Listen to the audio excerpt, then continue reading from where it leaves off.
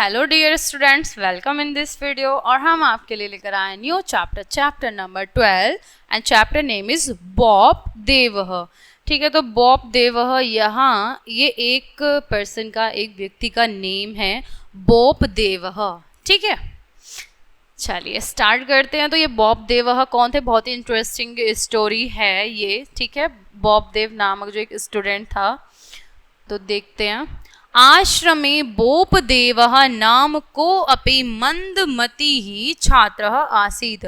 आश्रम में बोपदेव नाम का, को अपि अर्थात कोई, मंदमती अर्थात कम बुद्धि वाला, छात्र आसीत् अर्थात छात्र था। तो आश्रम में बोपदेव नाम का कोई मंदबुद्धि छात्र था, कम बुद्धि वाला छात्र था। सह आपठत तत्र, ठीक है, सह आपठत तत् अविस्मृत, वह पढ़ता था भूल जाता था, वह पढ़ता था उसे भूल जाता था, अविस्मृत भूल जाता था।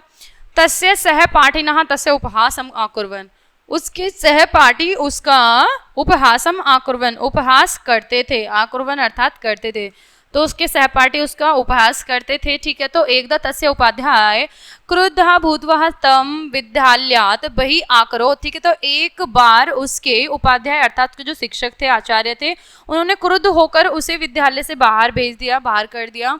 निज सम्मानेन वंचित सः अचिन्तयत् नूनम अहं मूर्खो अस्मि मम भाग्ये विद्या नास्ति।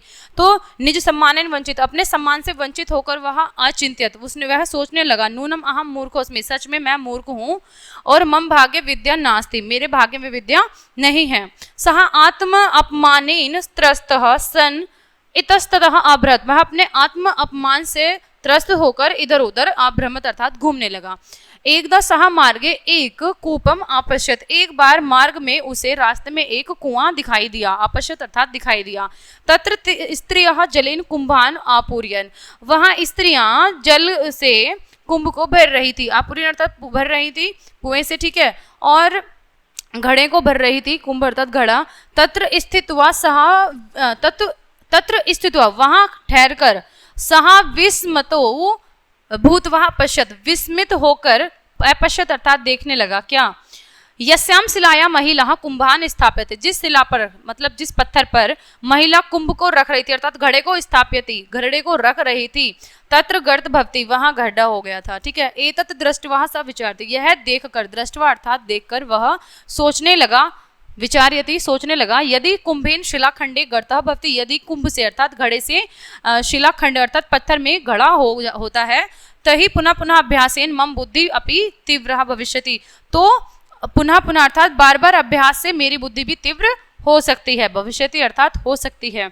एतत् विचार्य सः पुनः विद्यालयाभ्यर्थ निश्चयम् अकरोत्। ठीक है, और इस विचार से वह पुनः विद्यालय में शिक्षा के लिए निश्चय कर लिया, शिक्षा ग्रहण करने के लिए, शिक्षा पाने के लिए निश्चय किया।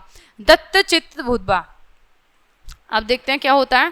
सह परिश्रमेन अपठत, वह परिश्रम से पढ़ा, खूब मेहनत से, लगन से पढ़ा। एव कालेन सह पाठिनाम सम आदरम उपाध्यानाम च स्नेहे लब्धा संतोषम अविंदतम। ठीक है, अविंदत, तो एव कालेन, उस समय में फिर क्या हुआ, उस समय फिर सहपाठियों के से सम आदरम, सहपाठियों से आदर और उपाध्याय से स्नेह पाकर, ठीक है, आचार्य अर्थात जो उसके शिक्षक थे उससे स्नेह पाकर उसने संतोष पाया। ठीक है, संतोषित हुआ वो। तो ऐसा महान पंडित लघु सिद्धांत कौमुदी नामक संस्कृत व्याकरण से पुस्तकम अरचत। अब देखिए, ऐसा महान पंडित, इस महान पंडित ने लघु सिद्धांत कौमुदी नामक संस्कृत व्याकरण पुस्तक की रचना की। ठीक है, अनंतरम सह वरदराजः इति अभिधानेन विख्यातः अभवत्, और उसके बाद ये वरदराज नाम से, इस नाम से विख्यात हुए। तो पहले ये कौन थे? एक बॉपदेव, मतलब जो बिल्कुल ही मंदबुद्धि बालक था। तो यहाँ पे इसी का महत्व बताया गया है, अभ्यास का महत्व बताया गया कि अभ्यास का कितना बड़ा महत्व है। अभ्यास से पहले तो मंदबुद्धि था, ठीक है, वो जो याद करता था भूल जाता था, लेकिन उसने फिर देखा किस तरह से कि घड़े से, जहाँ से वो रस्सी से बार बार जल खींचते हैं कुएं से, तो वो बार बार अपनी जगह बना लेती है, वहाँ पे भी पत्थर में भी जगह बन जाती है, गड्ढा हो जाता है।